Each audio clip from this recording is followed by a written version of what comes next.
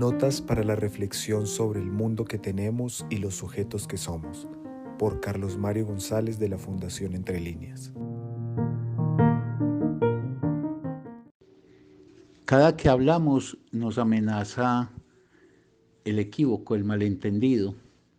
Yo debo precisar una afirmación que hice ayer.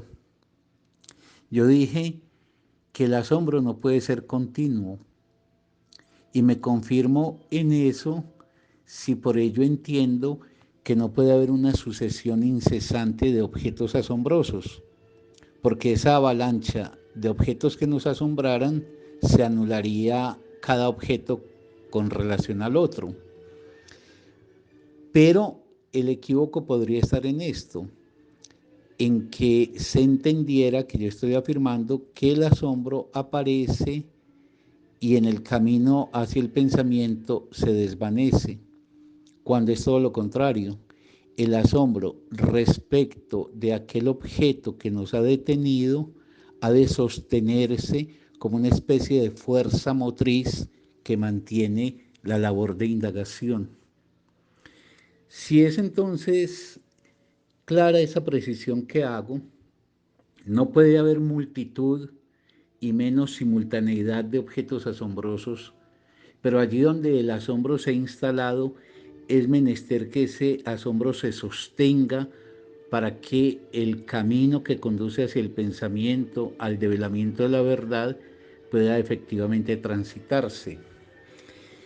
Entonces la secuencia que yo planteaba es la siguiente. Estamos en esa primera experiencia que es la de lo que nos asombra, lo que nos produce un efecto de estupefacción, lo que se nos presenta en forma inhabitual. Y eso produce un desconcierto. Es decir, no atinamos bien a precisar qué es lo que acontece con respecto a ese objeto que ha emergido ante nuestros ojos de manera absolutamente impredecible. Ese desconcierto se traduce inmediatamente en vértigo, es decir, se pierde pie, ya no se está muy seguro de las cosas que se pensaban antes. El objeto aparece ahora oscurecido.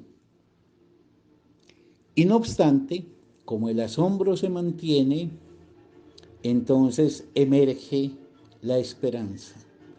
Una esperanza que es aquella que indica que hay un horizonte posible de esclarecimiento. Y esa esperanza abre entonces el terreno a la pregunta. La pregunta es aquello que a su vez traza el horizonte para el responder. La pregunta es lograr perfilar entonces qué es lo que se va a indagar.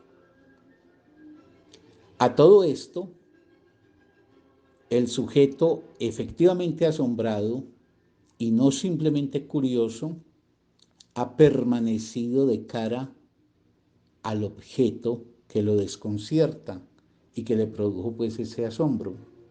Entonces la permanencia es otra instancia en ese camino que lleva del asombro al pensamiento y que configurará el asombro pensante. Pero el sujeto permanece para trabajar en la indagación, contando con el otro.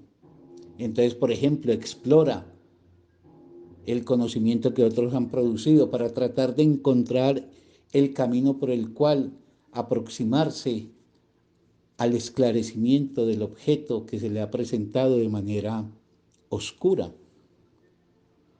Ese trabajar contando con el otro es lo que permite en un determinado momento la irrupción del pensamiento.